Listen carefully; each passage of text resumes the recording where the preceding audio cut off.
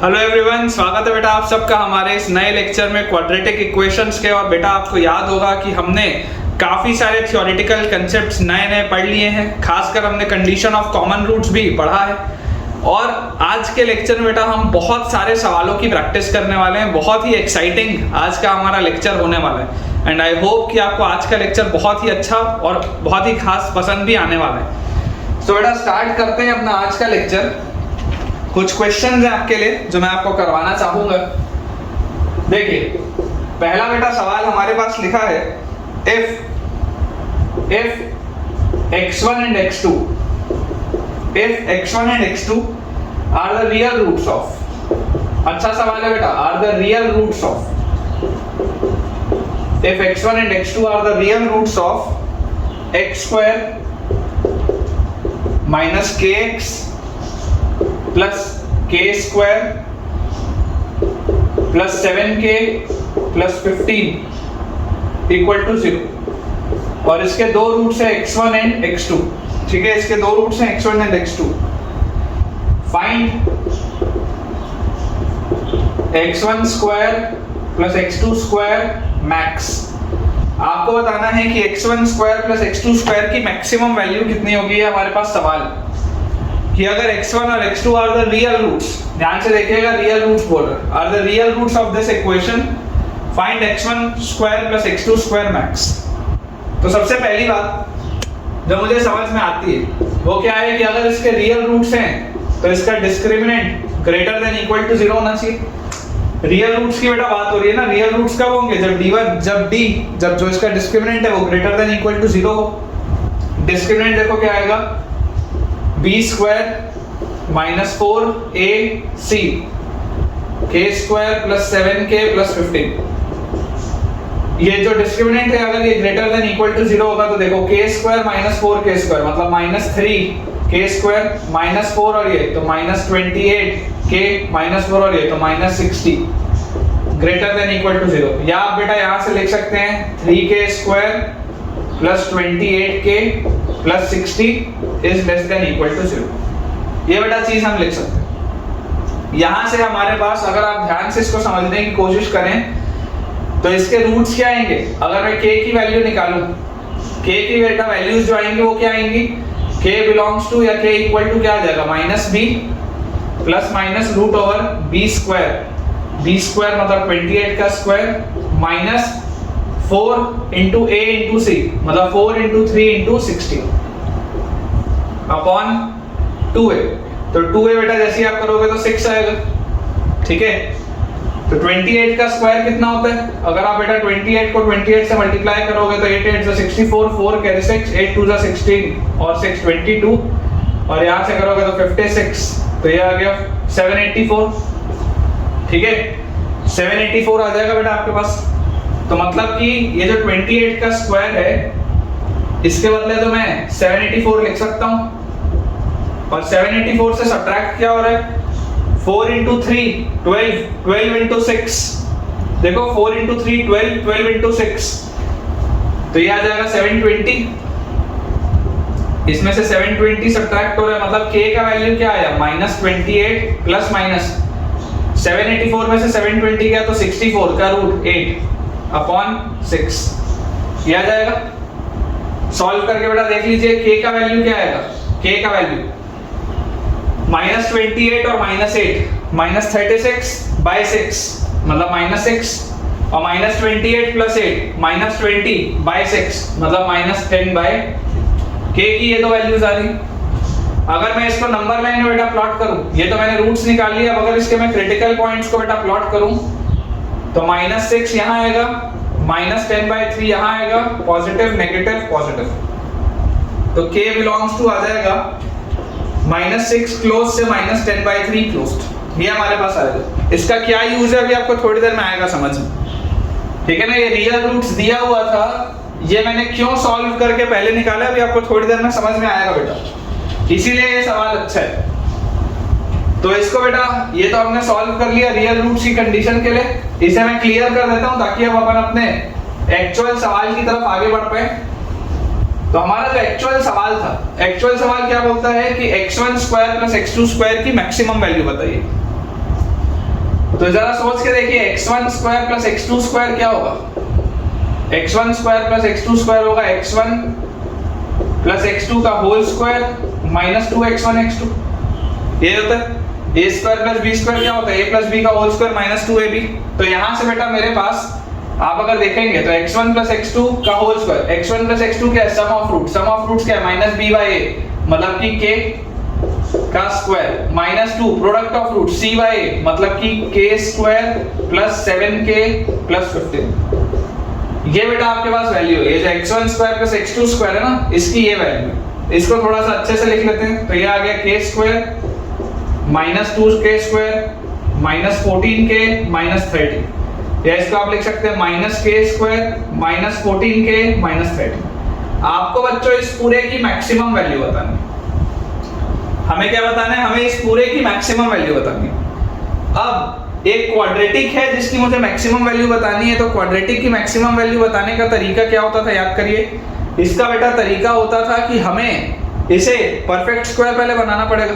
अगर हम इसको परफेक्ट स्क्वायर बनाने की कोशिश करें तो उसके लिए मैंने आपको अप्रोच क्या बताया था कि जो भी लीडिंग कोफिशिएंट होता है उसको 1 बनाया जाता है। ठीक है, तो आप माइनस कॉमन ले लो, अंदर लिखो k square plus 14k plus 30।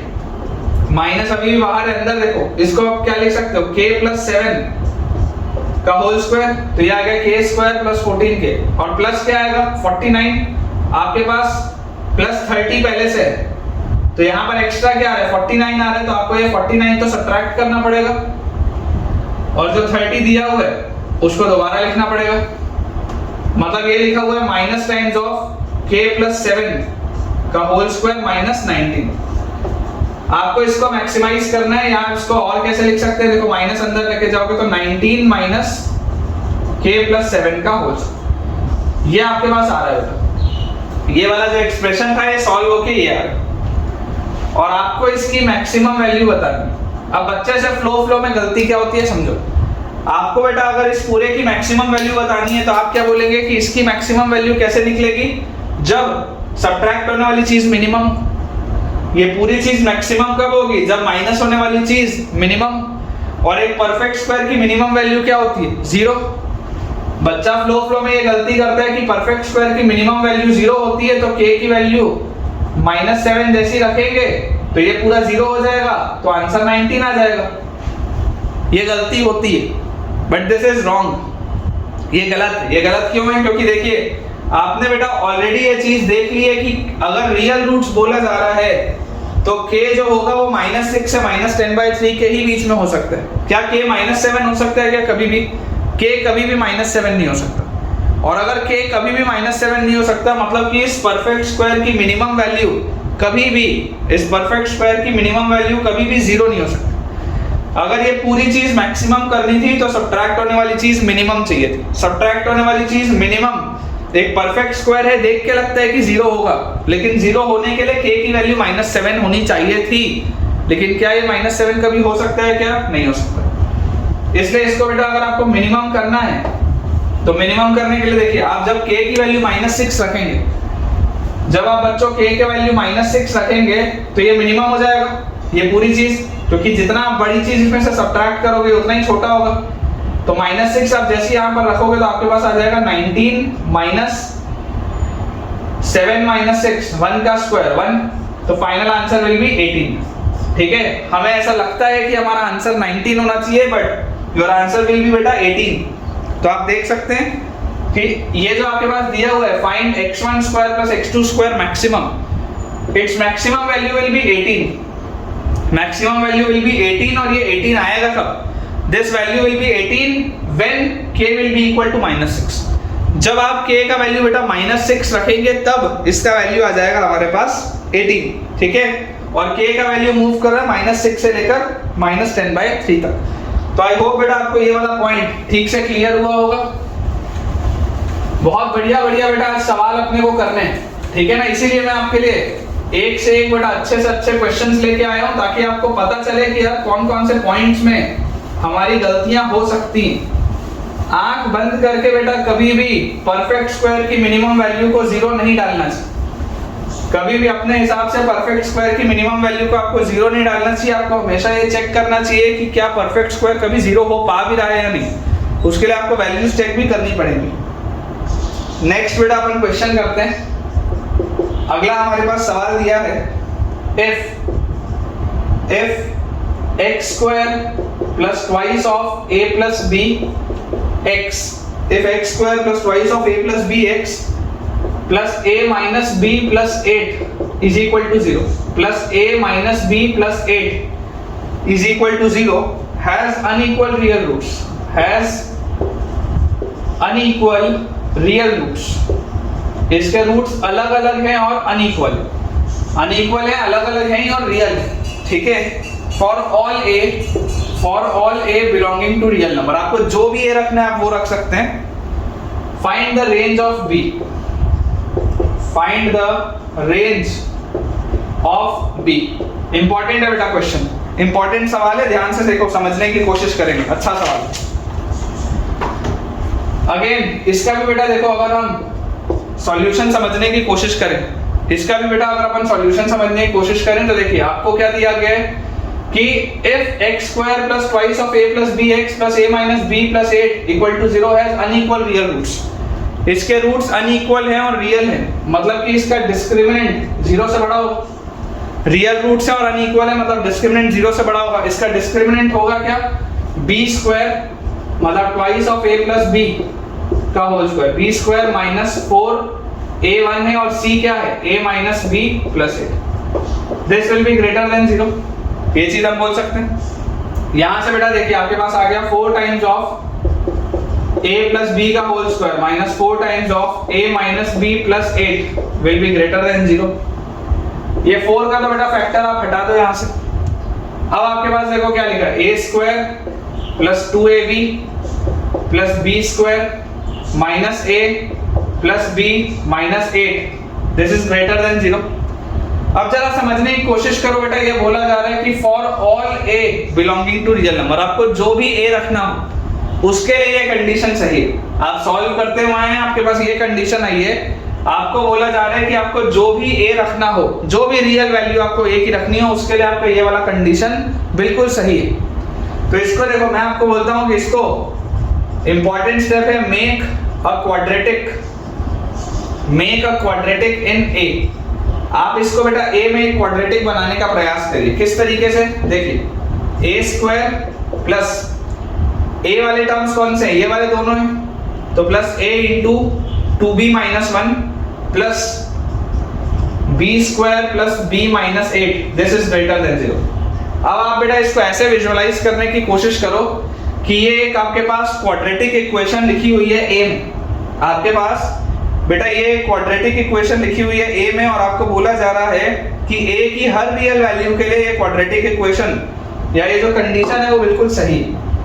हमें बोला जा रहा है कि ये एक क्वाड्रेटिक इक्वेशन लिखी हुई है a में, और a की हर वैल्यू के लिए this relation is true.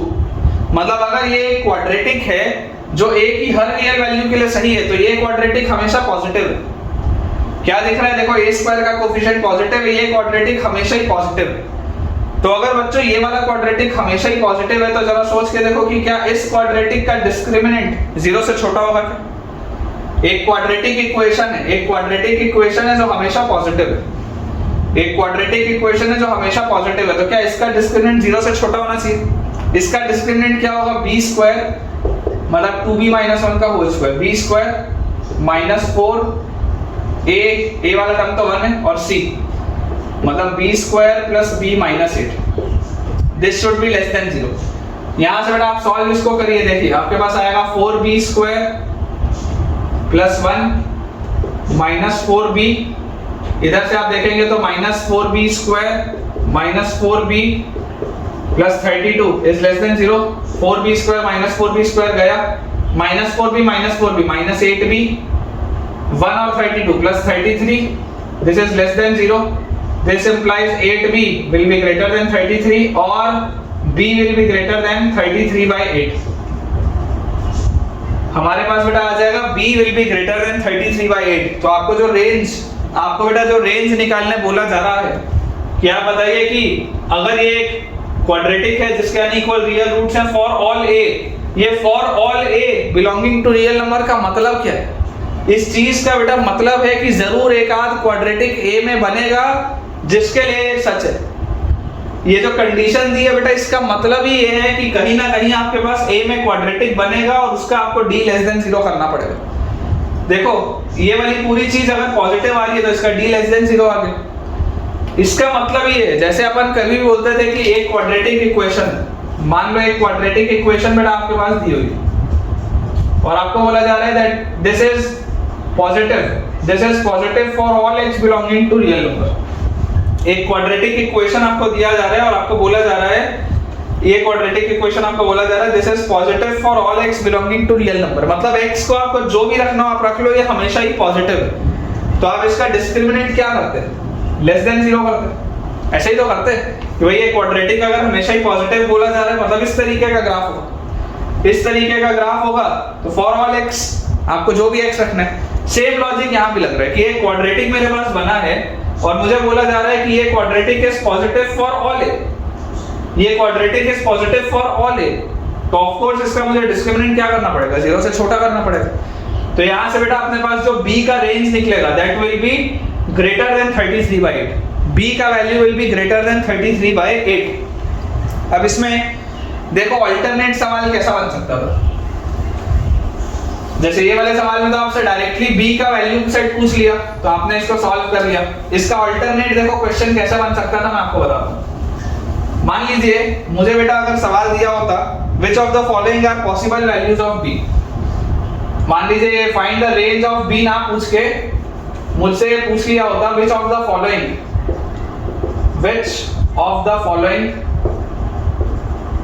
are the possible values, which of the following are the possible values of b। मान लीजिए ये सवाल होता which of the following are the possible values of b। मान लीजिए मेरे पास ये सवाल होता तो नॉर्मली मैंने पूरा सॉल्व किया और मैंने निकाल लिया कि b 33/8 से बड़ा होना चाहिए। मैं आपको 4 ऑप्शन दे देता हूं। पहला ऑप्शन है 4, दूसरा ऑप्शन है 5, तीसरा ऑप्शन है 6, चौथा ऑप्शन है 7। 4, 5, 6 और 7। तो अगर आपको बेटा ये बोला जा रहा है कि b जो है वो 33/8 से बड़ा है, मतलब 4 से बड़ा है, 32/8 4 होता है, तो b अगर 4 से बड़ा है तो पॉसिबल आंसर्स क्या हो सकते हैं b के? b कौन कौन सी वैल्यूज ले सकता है? तो बेटा b 5 भी ले सकता है, 6 भी ले सकता है, 7 भी ले सकता है। एक तो इस तरीके का अल्टरनेट सवाल आपके पास आ सकता था इसी में। और अल्टरनेट आपके पास कैसा सवाल आ सकता था? मान लीजिए आपको बोल दिया जाता find the lowest possible integral value of b। find the lowest possible integral value of b कि b की सबसे छोटी इंटीग्रल पॉसिबल वैल्यू कौन सी हो सकती है। तो अगर b 33/8 से बड़ा है मतलब b हमेशा 4 से बड़ा होगा, तो लोएस्ट पॉसिबल इंटीजर जो b हो सकता है वो क्या होगा? 5 होगा। जो लोएस्ट पॉसिबल इंटीजर बेटा b हो सकता है वो क्या आएगा आपके पास? 5 आएगा। ठीक है, तो ये कुछ बेसिक से बेटा सवाल थे जो इस सवाल के साथ ये भी पूछा जा सकता था, ये भी पूछा जा सकता था। जो ओरिजिनल कंसेप्ट है बेटा, ओरिजिनल कंसेप्ट हमारा सेम है, सिर्फ वेरिएशन है सवालों में। तो आई होप आपको यार ये वाला पॉइंट ठीक से क्लियर हुआ होगा। तो बेटा अपना अपन बोर्ड क्लियर कर लेते हैं, अगले सवाल की तरफ आगे बढ़ते हैं। बहुत सारे मैंने आपको जैसे बताया ही कि आज के लेक्चर में हमें सिर्फ अच्छे से अच्छे बेटा सवालों की प्रैक्टिस करनी है, क्योंकि क्वाड्रेटिक में बेटा कंसेप्ट तो बहुत कम है, मेन है कि बहुत वैरायटी ऑफ इसमें क्वेश्चन बन सकता है। ठीक है ना, कंसेप्ट तो है ही है लेकिन वैरायटी ऑफ क्वेश्चंस बहुत ज्यादा है। तो उसके लिए बेटा हमें जितनी ज्यादा प्रैक्टिस होगी सवालों की उतना हमारे लिए बेहतर है। तो देखिए अगला बेटा अपने पास क्वेश्चन दिया हुआ है। नेक्स्ट क्वेश्चन इज कि x² - 1154x + 1 = 0। इसके बच्चों दो रूट्स आपको दिए गए हैं अल्फा और बीटा। ठीक है, x² - 1154x + 1 = 0 के दो रूट्स हमें दिए हुए अल्फा और बीटा। आपको बेटा इवैल्यूएट करना है, आपको बच्चों इवैल्यूएट करना है alpha raise to the power 1/4 plus beta raise to the power 1/4। Alpha raise to the power 1/4 plus beta raise to the power 1/4 को बच्चों आपको इवैल्यूएट करना है। ठीक है, चलिए देखते हैं, इसको समझने की कोशिश करते हैं। सबसे पहले ऐसा मान लेते हैं, let alpha raise to the power 1/4 की वैल्यू a है और beta raise to the power 1/4 की वैल्यू b। मान सकते हैं ऐसा? बहुत स्टैंडर्ड अप्रोच है बेटा, ध्यान से समझिएगा, लिखना बंद करके ध्यान से सुनिएगा। तो दिस इंप्लाइज अल्फा की वैल्यू आ जाएगी a raise to the power 4 and this implies beta की वैल्यू आ जाएगी b raise to the power 4। ये चीज मेरे पास आ जाएगी कि अल्फा जो होगा वो a की पावर 4 होगा और बीटा जो होगा वो b की पावर 4 होगा। मतलब कि मैं ये बोल सकता हूं कि इसके रूट्स मुझे दिए हुए हैं a की पावर 4 और b की पावर 4। ऐसा मैं बोल सकता हूं कि इस क्वाड्रेटिक के रूट्स हैं a की पावर 4 और b की पावर 4। अच्छा मुझे बताओ सम ऑफ रूट्स क्या होगा? सम ऑफ रूट्स, ये बात तो आपको देख के समझ में आ रहा है ना, ये बात तो आपको देख के समझ में आ रहा है कि this is positive, this is also positive, alpha भी पॉजिटिव है, बीटा भी पॉजिटिव है, दिख रहा है, साफ साफ दिखाई दे रहा है बेटा कि अल्फा और बीटा देखो दोनों पॉजिटिव है। नहीं तो रियल नंबर्स की बात नहीं होगी, आप फोर्थ रूट ले रहे हो यार, है ना, आप फोर्थ रूट ले रहे हो बेटा, फोर्थ रूट ऑफ अल्फा आपने लिखा हुआ है, अल्फा की पावर 1/4 मतलब फोर्थ रूट ऑफ अल्फा है। तो ये तो सवाल ही सॉल्व नहीं हो पाएगा अगर अल्फा और बीटा नेगेटिव हो गए। तो आपको ये बात पता होनी चाहिए कि अल्फा और बीटा दोनों पॉजिटिव है, ये बात आपको समझ में आनी चाहिए। अल्फा की पावर 1/4 का मतलब है फोर्थ रूट ऑफ अल्फा, या इसको आप लिख सकते हैं रूट ओवर अल्फा, आपकी इच्छा जो भी लिखना। आप अल्फा को नेगेटिव नहीं ले सकते, प्रॉब्लम हो जाएगा, वैसे ही आप बीटा को नेगेटिव नहीं ले सकते, प्रॉब्लम हो जाएगा। Alpha and beta must be positive. तो जैसे बेटा ये चीज हमको समझ में आती है, तो देखिए सम ऑफ रूट्स क्या होगा? a की पावर 4 प्लस b की पावर 4, दोनों रूट्स का सम ऑफ रूट्स क्या होता है? -b/a, मतलब कि ये होगा 1154, करेक्ट। प्रोडक्ट ऑफ रूट्स क्या होगा? प्रोडक्ट ऑफ रूट्स a की पावर 4 मल्टीप्लाइड बाय b की power 4, product of roots c/a मतलब कि 1। अच्छा a की पावर 4 प्लस b की पावर 4 को हम कैसे लिख सकते हैं? ध्यान से देखिएगा, इसको क्या मैं ऐसा लिख सकता हूं क्या? a स्क्वायर का स्क्वायर प्लस b स्क्वायर का square, this is equal to 1154, ऐसा लिख सकते हैं। तो a square plus b square क्या होता है? a plus b whole square minus 2ab, यही होता है रिजल्ट। ये अगर इस पूरे को मैं कैपिटल A बोलूं, इस पूरे को अगर मैं कैपिटल B बोलूं, तो कैपिटल A का whole square plus capital B का होल स्क्वायर क्या होगा? A प्लस B का होल स्क्वायर माइनस 2ab होगा ऐसा। And this is equal to 1154, ये मुझे दिया हुआ। अच्छा सोच के देखो, अगर a की पावर 4 और b की पावर 4 1 है, इसका मतलब इसको मैं ऐसा लिख सकता हूं, a स्क्वायर b स्क्वायर का होल स्क्वायर 1 है। यहां से ऐसा लिख सकते हैं ना, a स्क्वायर b स्क्वायर का होल स्क्वायर 1 है। इसका मतलब a स्क्वायर b स्क्वायर का वैल्यू भी क्या होगा? 1 होगा, -1 तो हो नहीं सकता। जरूर यहां पर प्लस माइनस लगाते हैं, लेकिन -1 तो नहीं हो सकता ना यार, a स्क्वायर और b स्क्वायर है, दो पॉजिटिव नंबर है, उसका प्रोडक्ट क्या आएगा? 1 ही आएगा, इसलिए -1 वाला मैंने नहीं लिखा है। तो यहां से देखो बेटा, a स्क्वायर b स्क्वायर अगर 1 आ रहा है, इसका मतलब a square plus b square का होल स्क्वायर क्या आ जाएगा? 1154, और ये -2 उधर जाएगा तो +2 हो जाएगा, a स्क्वायर b स्क्वायर तो 1 है, तो ये आ गया 1156 के बराबर a square plus b square का whole square, this is equal to 1156, correct. अब यहां से बच्चों सोचिए कि a square plus b square का वैल्यू क्या होगा? a square plus b square, this will be equal to under root of 1156। Of course ये नेगेटिव तो नहीं हो सकता, आप इसको नेगेटिव कैसे करोगे? लॉजिकली सोच के देखो, आप इसको नेगेटिव बेटा कैसे करोगे? a स्क्वायर पॉजिटिव है, b स्क्वायर पॉजिटिव है, भले रूट के आगे प्लस माइनस लगाना होता है, लेकिन मुझे तो पता है ना, दो पॉजिटिव नंबर है तो आंसर पॉजिटिव ही होगा।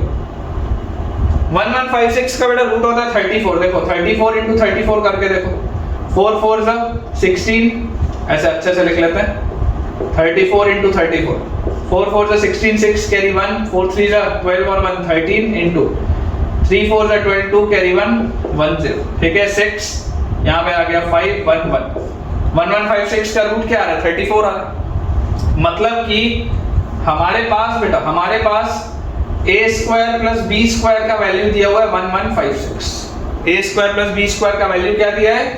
1156। अब अगर बच्चों मुझे ये चीज दी हुई है, अब जरा आगे सोच के देखिए, a square plus b square क्या होता है? a plus b whole square minus 2ab, this is equal to 1156। अब यहां पर आप देखो बेटा, a क्या था? a था अल्फा की पावर 1/4, b क्या था, b था बीटा की पावर 1/4। तो अगर अल्फा की पावर 1/4 एक पॉजिटिव क्वांटिटी है, बीटा की पावर 1/4 एक पॉजिटिव क्वांटिटी है, तो यार a और b भी तो पॉजिटिव होगा, a और b भी तो पॉजिटिव होगा। ये बात आती है समझ में? देखो a क्या है, अल्फा की पावर 1/4 है, अल्फा की पावर 1/4 तो नेगेटिव हो ही नहीं सकता, तो a और b भी पॉजिटिव है। तो अगर a² b² बेटा 1 है, इसका मतलब ab का होल स्क्वायर 1 है, इसका मतलब ab का वैल्यू भी क्या होगा, 1 होगा, -1 नहीं बोलूंगा। a भी पॉजिटिव है, b भी पॉजिटिव है, तो ab भी क्या होगा, पॉजिटिव होगा, 1 होगा। यहां से देखो a प्लस b का होल स्क्वायर -2 ab 1 के बराबर है इज इक्वल टू 1156 नहीं होगा, यहाँ पे 34 आएगा, है ना, यहाँ पर 34 आएगा बेटा। तो यहाँ पे आ जाएगा ये 34। तो यहाँ से हमारे पास a प्लस b का होल स्क्वायर क्या आ गया, 36। और अगर a प्लस b का होल स्क्वायर 36 आ गया, a भी पॉजिटिव है, b भी पॉजिटिव है, तो a प्लस b का वैल्यू क्या हो जाएगा, 6 हो जाएगा। a प्लस b का वैल्यू विल बी 6, क्योंकि a भी पॉजिटिव है और b भी पॉजिटिव है, तो ओवरऑल आंसर बेटा 6 होगा, -6 तो हो नहीं सकता, है ना। जरूर यहाँ पर आपको लगता है कि a प्लस b 6 और -6 दोनों आना चाहिए था, प्लस माइनस लगाते तो, लेकिन क्योंकि a भी पॉजिटिव है और b भी पॉजिटिव है, तो ओवरऑल आंसर विल बी 6। ठीक है, तो इसका बेटा आंसर जो अल्फा की पावर 1/4 प्लस बीटा की पावर 1/4 हमको निकालना था, बेसिकली यही तो था ना, a प्लस b, अल्फा की पावर 1/4 a था, बीटा की पावर 1/4 b था, तो a प्लस b का आंसर आ गया हमारे पास 6। एकदम स्टैंडर्ड अप्रोच है बेटा, एकदम स्टैंडर्ड अप्रोच है, आपको ध्यान रखना है अप्रोच, आगे भी इस्तेमाल होगा। जब हम थ्योरी ऑफ इक्वेशंस पढ़ेंगे क्वाड्रेटिक में, तब उसमें इस्तेमाल होगा बेटा इसका। एकदम स्टैंडर्ड अप्रोच है, बहुत इंपॉर्टेंट है। देखिए इसी का अल्टरनेट वर्जन कैसा हो सकता था सवाल का, जैसे इसमें तो आपको इवैल्यूएट करा लिया, इसमें आपको इवैल्यूएट करा लिया, अल्टरनेट वर्जन हो सकता था which of the following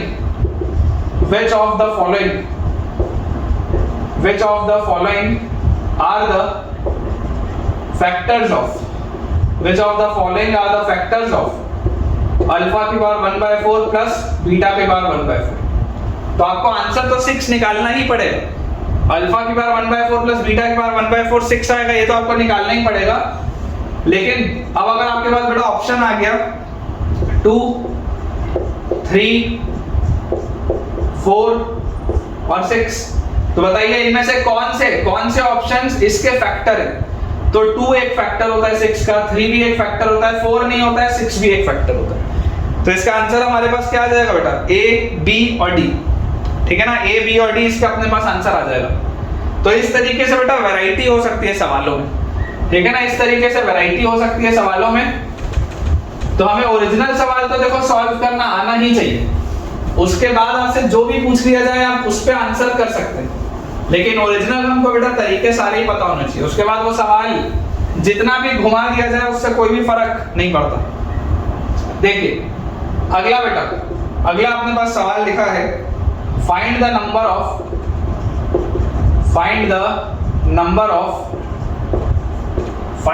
of integral values of A. Find the number of integral values of a. Find the number of integral values of a such that, अच्छा सवाल है बेटा, it is a very good question, such that x square plus ax plus a plus 1 equal to 0 has integral roots.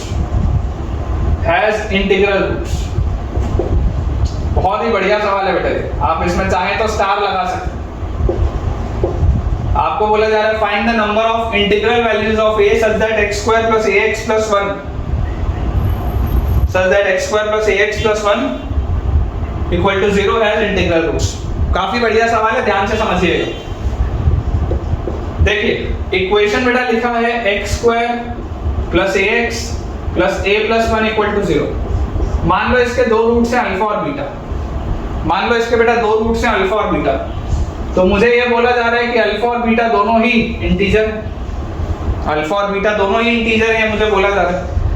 अच्छा अगर दो integer roots हैं, अगर दो रूट्स इंटीजर हैं तो इनका सम ऑफ रूट्स क्या होगा, सम ऑफ रूट्स होगा -b/a, मतलब माइनस है, ये भी इंटीजर होगा सम ऑफ रूट्स भी। अच्छा इनका प्रोडक्ट ऑफ रूट्स क्या होगा? प्रोडक्ट ऑफ रूट्स होगा c बाय a, मतलब a प्लस 1, ये भी इंटीजर होगा। ये बात आती है समझ में? सम ऑफ रूट्स भी इंटीजर होगा, प्रोडक्ट ऑफ रूट्स भी इंटीजर होगा। बहुत ध्यान से सुनना, बहुत अच्छा सवाल है। इसका सम ऑफ रूट्स भी इंटीजर है, इसका प्रोडक्ट ऑफ रूट्स भी इंटीजर है। इन दोनों को ऐड करो, इक्वेशन 1 है इक्वेशन 2 है, बेटा ऐड कर दो आप इक्वेशन 1 और 2 को, तो आपके पास आ जाएगा alpha plus beta plus alpha beta is equal to alpha plus beta plus alpha beta is equal to, आप जैसे इन दोनों को ऐड करेंगे तो माइनस a और a कट जाएगा, 1 के बराबर आएगा ये, this will be equal to 1। अब जो मैं करूंगा वो बहुत इंपॉर्टेंट स्टेप है, सिखा रहा हूं आपको चीजें सोचते कैसे, इस तरीके के इक्वेशन को कैसे इंटरप्रेट किया जाता है मैं आपको सिखाता हूं। देखिए आपको बेटा दिखाई दे रहा है कि अल्फा और बीटा, ये अल्फा और अल्फा बीटा दोनों में अगर मैं अल्फा कॉमन ले लूं तो अंदर बचता है 1 प्लस बीटा। देख लो ध्यान से, पहले और तीसरे वाले टर्म में से अगर मैं अल्फा कॉमन ले लूं तो अंदर बचता है 1 प्लस बीटा, लेकिन यहां पर ये बीटा अकेला है, कॉमन लेने के लिए कुछ नहीं। इन दोनों में से कॉमन लिया तो अल्फा निकला, 1 प्लस बीटा आया, लेकिन यहां पर बीटा अकेला है, उसके साथ कॉमन लेने के लिए कुछ नहीं। जो अप्रोच सिखा रहा हूं ध्यान से सीखने की बेटा कोशिश करना। मान लो अगर मैं बोलता हूं आपको ऐड 1 ऑन बोथ साइड्स, ये इक्वेशन 1 ऐड नहीं कर रहा हूं, नंबर है 1 को अपन ऐड कर रहे हैं, इक्वेशन 1 को ऐड नहीं करा रहा हूं बेटा, ये नंबर 1 को ऐड करा रहा हूं। तो मेरे पास आ जाएगा alpha plus beta plus alpha beta plus 1 is equal to 2, 1 और 1 2 बन जाएंगे, ऐसा लिख सकते हैं। ये लिखने से फायदा क्या हुआ? देखो ये दोनों में से अल्फा बाहर निकालते ही अंदर आ गया 1 प्लस बीटा, और ये दोनों में से 1 कॉमन निकालते ही अंदर क्या आ गया 1 प्लस बीटा, और इसकी वैल्यू 2 के बराबर है। बहुत इंपॉर्टेंट अप्रोच है। देखो बीटा और 1 है दोनों में, ये बीटा और 1 ही था, ये भी बीटा और 1 है, 1 कॉमन निकालूंगा तो 1 प्लस बीटा इधर भी है, 1 प्लस बीटा इधर भी है। तो यहां से बेटा आपके पास 1 plus beta into 1 plus alpha, इसकी वैल्यू 2 है। देख लो ध्यान से, 1 प्लस बीटा और 1 प्लस अल्फा की वैल्यू आपके पास क्या आ रही है? 2 के बराबर आ रही है। जैसे बेटा ये आपके पास 2 के बराबर आ रहा है, इधर सॉल्व करते हैं। देखिए आपको बोला जा रहा था अल्फा एक इंटीजर है, बीटा एक इंटीजर है, तो 1 प्लस अल्फा भी एक इंटीजर होगा, 1 प्लस बीटा भी एक इंटीजर होगा। बहुत ऑब्वियस सी बात है कि 1 प्लस अल्फा भी एक इंटीजर होगा और 1 प्लस बीटा भी एक इंटीजर होगा, और दो इंटीजर्स का प्रोडक्ट 2 के बराबर आ रहा है। सोचो, दो इंटीजर्स का प्रोडक्ट 2 के बराबर आ रहा है, भला दो इंटीजर्स का प्रोडक्ट 2 के बराबर आ रहा है, कैसे हो सकता है? ये हो सकता है जब 1 प्लस अल्फा 1 हो तो 1 प्लस बीटा 2 हो, या 1 प्लस अल्फा माइनस 1 हो तो 1 प्लस बीटा माइनस 2 हो, या ये हो सकता है कि 1 प्लस अल्फा 2 हो तो 1 प्लस बीटा 1 हो, या ये हो सकता है कि 1 प्लस अल्फा माइनस 2 हो और 1 प्लस बीटा माइनस 1। यही 4 पॉसिबिलिटीज हैं, सोच लो ध्यान से। अगर ये 1 होगा तो इसको 2 होना पड़ेगा, तभी दोनों का प्रोडक्ट 2 होगा। अगर ये 2 हो गया तो नीचे वाले को 1 होना पड़ेगा। अगर एक -1 हुआ तो दूसरा -2, अगर पहला -2 तो दूसरा -1। यही तो 4 पॉसिबिलिटीज है, और तो है ही नहीं, क्योंकि इंटीजर्स ही है ना, इंटीजर्स ही आप ले सकते हो, आप इंटीजर्स ही ले सकते हो, आप बेटा कोई फ्रैक्शन नहीं ले सकते। अल्फा भी इंटीजर है, बीटा भी इंटीजर है, तो 1 प्लस अल्फा भी इंटीजर होगा और 1 प्लस बीटा भी इंटीजर होगा। तो यहां से बेटा आपके पास देखिए अल्फा का वैल्यू आ गया 0, बीटा का वैल्यू आ गया 1, यहां से आपके पास अल्फा का वैल्यू आ गया -2, बीटा का वैल्यू आ गया -3, यहां से आपके पास अल्फा का वैल्यू आ गया 1, बीटा का वैल्यू आ गया 0, यहां से आपके पास अल्फा का वैल्यू आ गया -3, बीटा का वैल्यू आ गया -2। यही तो आया आपके पास 4 set of answers.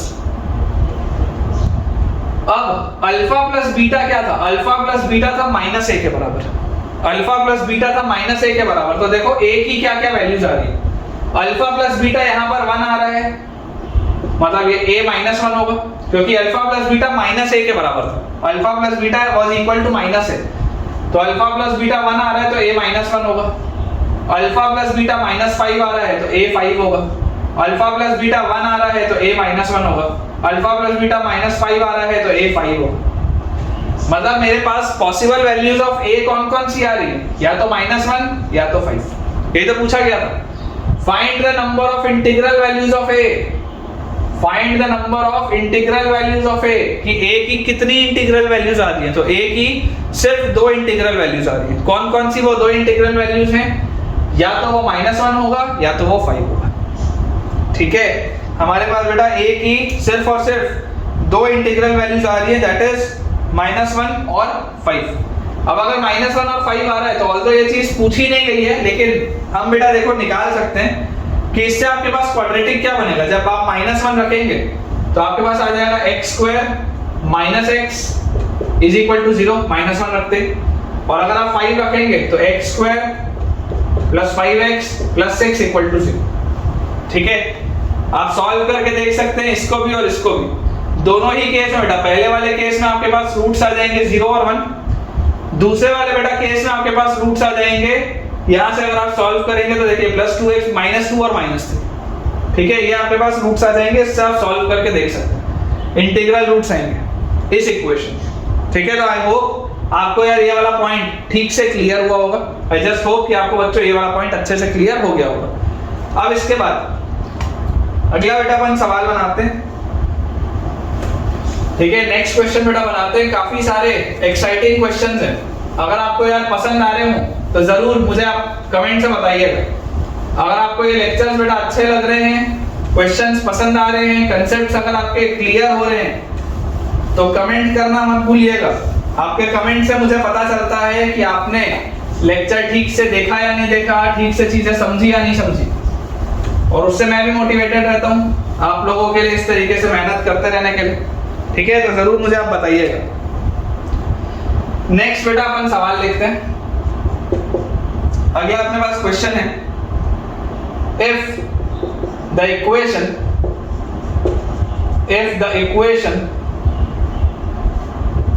4x² sin square theta -4x sin theta +1 equal to 0, और अगला इक्वेशन है a² × b² - c² x² plus b² × c² - a² x plus c² × a² - b² equal to 0 have one root in common, कि इनमें दोनों में एक root common, and the second equation has equal roots, and the second equation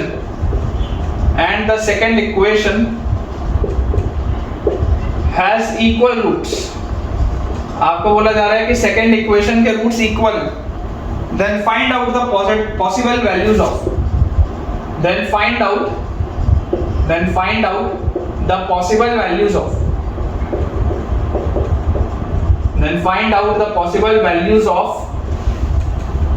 possible values of theta in 0 से पाई। 0 से पाई वाले interval में possible values of theta क्या होंगी, हमको ये बताना है। अब थोड़ा सा बेटा इसको ध्यान से आप समझने की कोशिश करेंगे कि अक्सर बच्चों से इसमें गलती क्या होती है, मैं आपको समझाता हूँ। आप बेटा इस बात को समझिए कि जैसे ही आप देखते हैं ना कि यार सेकंड इक्वेशन है इक्वल रूट्स, तो इक्वल रूट्स का मतलब होता है कि इसका डिस्क्रिमिनेंट 0 के बराबर होगा। इक्वल रूट्स का क्या मतलब होता है कि इसका डिस्क्रिमिनेंट 0 के बराबर होगा। लेकिन बेटा मेरा इंटेंशन जो है, मेरा इंटेंशन आपसे d = 0 कराने का नहीं है। मेरा इंटेंशन है आपका ऑब्जर्वेशन चेक करने का कि आपके ऑब्जर्वेशनल स्किल्स कैसे हैं। बोलने का पॉइंट क्या है? बोलने का बेटा पॉइंट ये है कि यार आप देखिए ये जो सेकंड वाला इक्वेशन है ये एक सिमेट्री में चल रहा है। ऐसे वाले सवाल हमने पहले भी किए, ये पूरा सिमेट्री में चल रहा है। a² फिर b² c² b² फिर c² a² c² फिर a² b², एक बढ़िया सी सिमेट्री।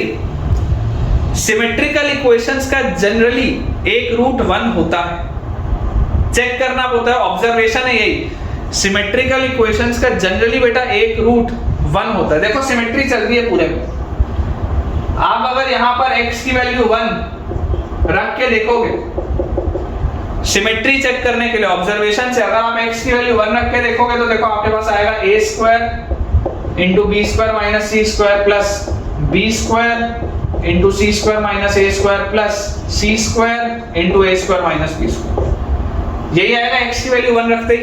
अगर मान लो ये फंक्शन आपके पास fx होता तो f ऑफ 1 का यही वैल्यू आता।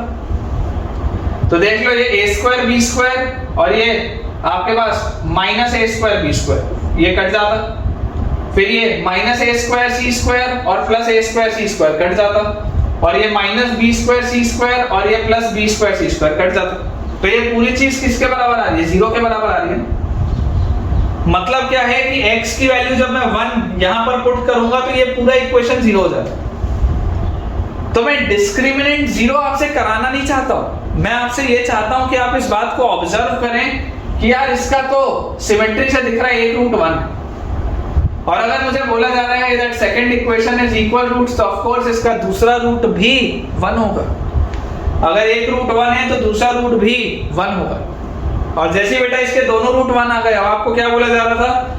इक्वेशन 1 एंड इक्वेशन 2 है 1 रूट इन कॉमन, इन दोनों में कोई एक रूट कॉमन था।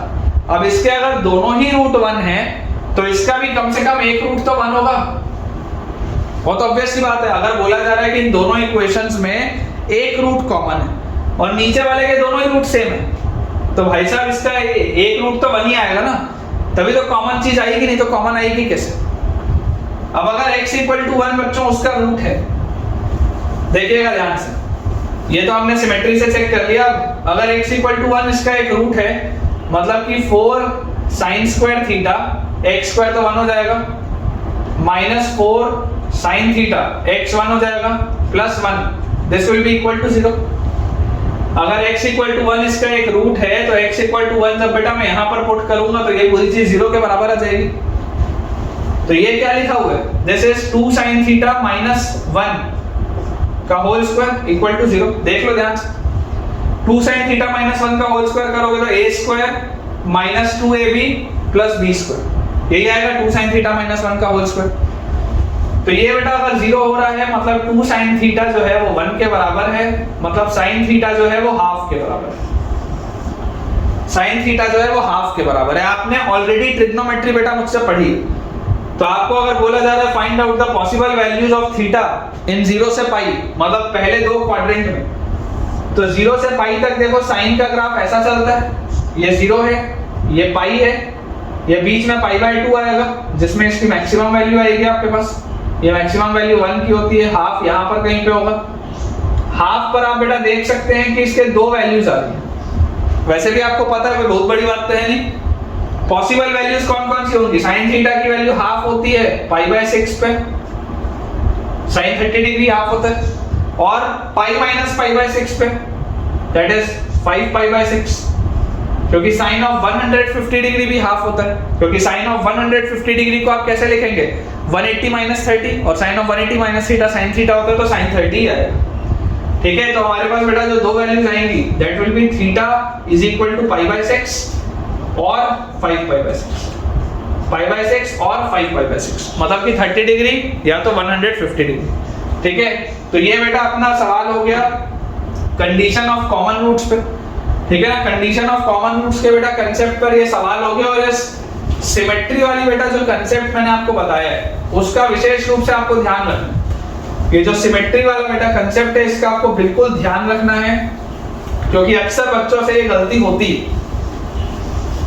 हमारा कभी भी बेटा इंटेंशन आपसे मेहनत करके कैलकुलेशन करवाना नहीं होता, ना ही जेईई मेंस में, ना ही जेईई एडवांस में। पर्पस हमेशा ये होता है कि बच्चे का ऑब्जर्वेशनल स्किल्स कैसा है, उसको चीजें समझ में आती हैं या नहीं आती, यही पर्पस होता है।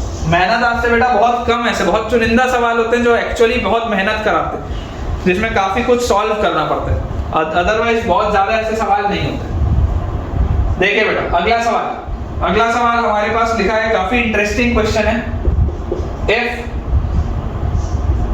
x² minus 4x minus c minus root over 8 times x² minus 4x minus c is equal to 0, ठीक है, has exactly two real and distinct solutions, has exactly two real and distinct solutions, two real and distinct solutions. as exactly two real and distinct solutions, find C. आपको बेटा C का value set बताना है, आपको C का value set बताना है कि कितने वैल्यूज के लिए होगा। थोड़ा सा बेटा इसको ध्यान से समझने की कोशिश करेंगे। पहली बात तो जो आपको समझ में आनी चाहिए कि देखो इस इक्वेशन के टोटल कितने रूट्स हो सकते हैं, इस इक्वेशन के टोटल कितने रूट्स हो सकते हैं। तो इसको देखो अगर आप ऐसे लिखते कि x² - 4x - c is equal to, इस पूरे को अगर उधर ले जाता तो root of 8 times x² - 4x - c, ऐसा आता, कुछ ऐसा आता मेरे पास। और अगर बेटा मैं यहां पर इसको स्क्वायर करता तो मेरे पास आ जाता x² - 4x - c whole square और is equal to 8 times of x² - 4x - c। इस तरीके से ये चीज आती है। ओरिजिनली इस चीज को देखकर, इस चीज को देखकर बेटा क्या लग रहा है, इस चीज को देखकर लग रहा है कि यार ये तो पावर 4 का इक्वेशन है। क्या देख रहा है, देख के देखो x की पावर मैक्सिमम कितना बन रहा है, 4 बन रहा है। ऐसे देखकर लग रहा है कि इसके 4 रियल सॉल्यूशंस होने चाहिए, लेकिन मुझे क्या बोला जा रहा है कि इसके सिर्फ और सिर्फ 2 ही रियल और डिस्टिंक्ट सॉल्यूशंस हैं। मुझे ये बोल दिया गया है कि इसके सिर्फ और सिर्फ 2 ही रियल और डिस्टिंक्ट सॉल्यूशंस हैं। तो सबसे बेटा पहली बात जो आपको समझनी पड़ेगी कि यार लग रहा है 4 लेकिन बोल रहा है कि 2 ही है। आप देखो ये जो ओरिजिनल हमारे पास सवाल था, ये ओरिजिनल सवाल डिफाइंड कब होगा, ये ओरिजिनल सवाल डिफाइंड होगा जब x² - 4x - c greater than equal to 0, तभी तो ओरिजिनल सवाल डिफाइंड होगा। अगर ये x² - 4x - c बेटा गलती से भी नेगेटिव हो गया तो क्या ये ओरिजिनल सवाल कभी भी डिफाइंड हो सकता है क्या? x² - 4x - c जो है वो ग्रेटर देन या इक्वल टू 0 होगा तभी तो अंडर रूट डिफाइंड होगा, नहीं तो अंडर रूट डिफाइंड ही कैसे होगा? आप तो अंडर रूट डिफाइन ही नहीं कर सकते। तो देखो अगर बेटा इस तरीके का मेरे पास क्वेश्चन आ रहा है तो यहां से बेटा देखो मैं इसको कैसे लिख सकता हूं, x² - 4x - c का होल स्क्वायर। अच्छा इसको भी इधर ले आओ तो -8 times x² - 4x - c equal to 0, और यहां से x² - 4x - c कॉमन और अंदर आ गया x² - 4x - c -8 equal to 0। ये चीज मेरे पास आ रही है और मुझे ये चीज बोल दी गई है कि यार ये तो ग्रेटर देन इक्वल टू 0 ही होगा। ऑफ कोर्स, नहीं तो मेरा सवाल डिफाइंड कैसे होगा? अगर x² - 4x - c नेगेटिव हो गया तो सवाल बेकार हो जाएगा, क्योंकि अंडर रूट के अंदर नेगेटिव चीज आ जाएगी। आपसे तो रियल रूट्स की बात हो रही है। तो यहां पर बेटा आप ध्यान से देखो, समझने की कोशिश करो कि पहला मैं फर्स्ट केस लेता हूं, case 1, when x² - 4x - c is positive. पहला केस है कि जब ये पॉजिटिव है, जब ये 0 के बराबर होगा उसको दूसरा केस में लेंगे, या तो ये पॉजिटिव है या तो ये 0 के बराबर है। तो मैं पहला केस ले रहा हूं जब x² - 4x - c पॉजिटिव है। तो अगर बच्चों ये वाली चीज पूरी पॉजिटिव है तो आपको लिखा हुआ है ये पूरी चीज मल्टीप्लाइड बाय ये पूरी चीज 0 के बराबर है। दो चीजों का प्रोडक्ट 0 के बराबर है, जिसमें आप बोल दे रहे हो कि ये चीज तो 0 से बड़ी है, तो ऑफ कोर्स दूसरा वाला ही 0 के बराबर होगा। x² - 4x - c -8 ही 0 के बराबर होगा। यही है बहुत लॉजिकल सी बात कि भाई दो अलग अलग चीजों का प्रोडक्ट जो था अगर वो 0 के इक्वल था, जिसमें से एक चीज को आपने पॉजिटिव बोल दी, तो अगर आपने एक चीज को पॉजिटिव बोल दिया तो ऑफ कोर्स दूसरी वाली चीज 0 के बराबर होगी। तो यहां से बेटा हमारे पास आ जाएगा x² - 4x - c -8 equal to 0 है। अब आपको देखो क्या बोला जा रहा है, देखो अगर ये पॉजिटिव था, अगर ये वाली चीज पॉजिटिव थी, ये वाली चीज x² - 4x - c, अगर ये वाला बेटा फैक्टर पॉजिटिव था तो इसका तो डिस्क्रिमिनेंट 0 से छोटा हो जाएगा। सोच के देखिए, ये क्वाड्रेटिक है, ये क्वाड्रेटिक अगर आपको हमेशा पॉजिटिव बोला जा रहा है मतलब इसका डिस्क्रिमिनेंट क्या होगा, 0 से छोटा हो जाएगा। अगर इसको मैं पॉजिटिव मान रहा हूं तो इसका डिस्क्रिमिनेंट जैसे ही 0 से छोटा हुआ तो मुझे कितने रूट चाहिए, 2 रियल और डिस्टिंक्ट रूट चाहिए। तो वो दोनों रूट कहां से आएंगे, यहां से आएंगे। 2 real and distinct roots, 2 root और दोनों अलग अलग, 2 रूट और दोनों अलग अलग, वो कहां से आएगा, यहीं से आएगा। इसका मतलब इसका डिस्क्रिमिनेंट क्या होगा, 0 से बड़ा होना चाहिए। दोबारा बोल रहा हूं, ध्यान से सुनो। इसको मैंने सॉल्व किया, इस कंडीशन तक मैं लेके आया और इसको मैंने बोला दिस इज, दोनों का प्रोडक्ट इज इक्वल टू 0। फिर मैंने बोला ओरिजिनल सवाल को देखो, ओरिजिनल सवाल में x square minus 4x minus c root के अंदर है, तो वो ग्रेटर देन इक्वल टू 0 होना चाहिए, या तो पॉजिटिव होगा या तो 0 के बराबर होगा, अदरवाइज तो सवाल सॉल्व ही नहीं हो सकता। अब मैं आपको बोल रहा हूं कि पहला केस लेते हैं जब मैं इसको पॉजिटिव बोलता हूं, दूसरा केस लूंगा जब मैं उसको 0 के बराबर बोलूंगा। तो अगर बेटा मैंने इसको पॉजिटिव बोला, अगर बेटा मैंने इसको पॉजिटिव बोला, तो आप मुझे जरा सोच के बताइए कि अगर x square minus 4x minus c positive होगा, if x square minus 4x minus c is positive, तो ये जो पहला वाला फैक्टर है ये तो पॉजिटिव है हमेशा, और दो फैक्टर्स का प्रोडक्ट 0 के बराबर था, तो अगर पहला वाला फैक्टर हमेशा पॉजिटिव है मतलब जरूर दूसरा वाला ही फैक्टर 0 के इक्वल होगा, तभी तो दोनों का प्रोडक्ट 0 आ रहा है। और अगर पहला वाला फैक्टर आपका पॉजिटिव था, तो इस क्वाड्रेटिक को अगर आप हमेशा पॉजिटिव बोल रहे हैं तो इसका डिस्क्रिमिनेंट 0 से छोटा होगा, तभी तो इसके दो ही रियल रूट आ रहे हैं, दो ही रियल रूट आ रहे हैं, और वो दोनों रूट कहां से आएंगे, इससे आएंगे। भैया ये वाले के आपके रूट्स नॉन रियल होगा, इमेजिनरी होगा, d लेस देन 0 हो गया, लेकिन अगर मुझे रियल रूट चाहिए 2, तो वो कहां से आएगा, दूसरे वाले फैक्टर से आएगा। तो ये दूसरे वाले फैक्टर का डिस्क्रिमिनेंट क्या होना चाहिए, 0 से बड़ा होना चाहिए, क्योंकि रियल भी है और डिस्टिंक्ट भी है। डिस्टिंक्ट है इसलिए देखो मैंने ग्रेटर देन 0 किया, यहां पर इक्वालिटी नहीं लगेगी। अब जैसे आप d ग्रेटर देन 0 को सॉल्व करेंगे, तो देखिए आपके पास आएगा b स्क्वायर माइनस 4ac मतलब minus c minus 8, this is greater than 0।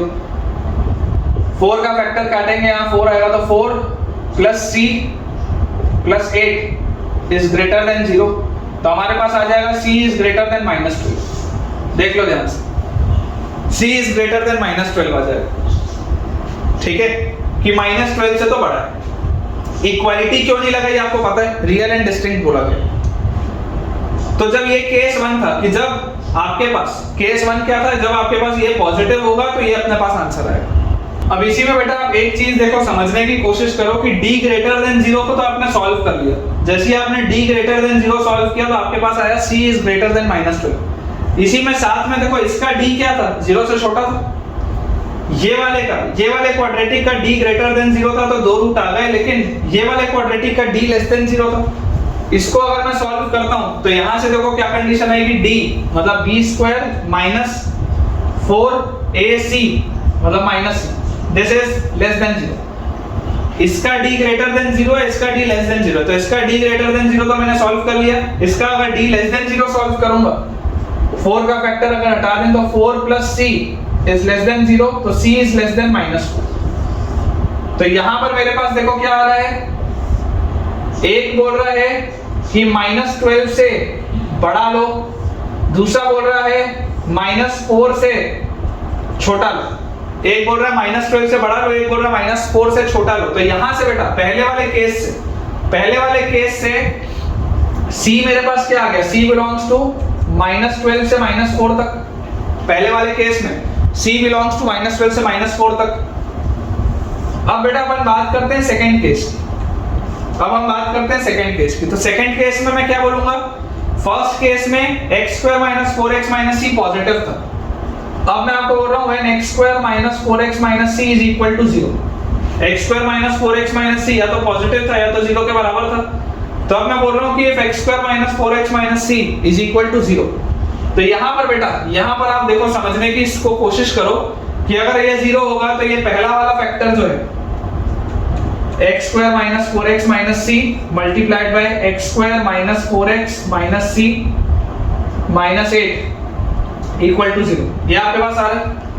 अब अगर ये वाला फैक्टर 0 के बराबर है, ये वाला फैक्टर, तो बेटा अगर ये वाला फैक्टर 0 के बराबर है तो इसका d ग्रेटर देन 0 होना चाहिए, और अगर ये वाला फैक्टर 0 के बराबर नहीं है तो इसका d लेस देन 0 होना चाहिए। सोच के देख, अगर ये वाला बेटा फैक्टर 0 के बराबर है तो इसका d आपके पास क्या आ रहा है, 0 से बड़ा, और ये वाला जो क्वाड्रेटिक है इसका अगर फैक्टर 0 के बराबर नहीं आएगा तो इसका d 0 से छोटा आना चाहिए।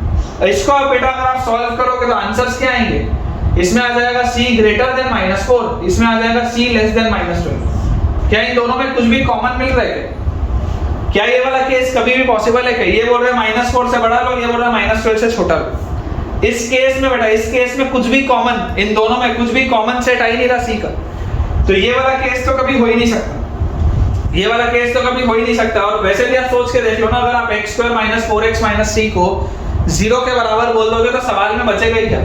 जीरो, ये भी zero, zero equal to zero आ जाएगा, सवाल में कुछ बचेगा ही नहीं। सवाल एक्चुअल सेंस में सॉल्व कब होगा? जनरली ऐसी चीजें होती नहीं है। आप सोच के देखो ना, इसको अगर आप जीरो कर दोगे तो ये भी जीरो, ये भी जीरो, तो सॉल्व क्या कर दो? सब तो जीरो है। ओरिजिनली आपको सॉल्व कैसे करना है? देखो, आपको बेसिकली इसको पॉजिटिव ही मानना पड़ेगा। पॉजिटिव मानोगे तभी तो आप उसको कुछ सॉल्व करके आंसर निकाल पाओगे। जीरो वाले केस में आपने वैसे भी देख लिया, देखिए अगर आप इसको जीरो के बराबर मानेंगे तो ये वाला फैक्टर जीरो होगा, ये वाला फैक्टर नॉन जीरो होगा। अगर ये वाला फैक्टर जीरो होगा तो इससे आपको दो रियल रूट्स मिलने चाहिए। अगर ये वाला फैक्टर नॉन जीरो होगा तो इससे आपको रूट्स नहीं मिलने चाहिए। आप इसे सॉल्व करेंगे तो आपके पास बेटा कोई भी आंसर नहीं आएगा। ठीक है, तो हमारे पास क्योंकि सिर्फ एक ही केस बचा और उसमें कॉमन आंसर आ रहा है -12 से -4, इसलिए हमारा जो फाइनल आंसर भी होगा बेटा that will be from -12 to -4। ठीक है, final answer will be from, अपन आंसर एक बार चेक भी कर लेते हैं, बिल्कुल सही है बेटा, बिल्कुल करेक्ट है। -12 से -4 will be our final answer. एक बार तसल्ली से बेटा अगर आप चाहो तो थोड़ा सा इसको रिवाइंड करके भी आप सुन सकते हो, क्योंकि अच्छा सवाल है। अब इसी में ऑल्टरनेटिवली देखो कैसा सवाल आ सकता था। ऑल्टरनेट, इसी का ऑल्टरनेट सवाल कैसा हो सकता था? आपसे पूछ सकता था find the number of integers, find the number of integers in the range of c, in the range of c, कि c की कौन कौन सी इंटीग्रल वैल्यूज पॉसिबल है। तो आप क्या बोलेंगे? -12 तो नहीं है, -11, -10, -9, -8, -7, -6 और -5, ये 7 वैल्यूज है बेटा। -4 भी पॉसिबल नहीं है। ये 7 वैल्यूज हैं जिसके लिए आंसर आपका आ सकता है। ठीक है, आपके लिए बेटा एक होमवर्क के लिए मैं चीज छोड़ रहा हूं कि आप ये जो दोनों बाउंड्री पॉइंट्स हैं -4 और -12, आप एक एक बार रख के देखिएगा। ठीक है, एक बार आप c का वैल्यू -12 रख के देखिएगा कितने रूट आ रहे हैं, एक बार आप c का वैल्यू -4 रख के देखिएगा कितने रूट आ रहे हैं, और आप इस चीज को पाएंगे कि दोनों ही सिचुएशन में बेटा दो रूट्स नहीं होंगे, या तो एक रूट होगा या तो 3 रूट्स होंगे, पर 2 रूट तो नहीं होंगे।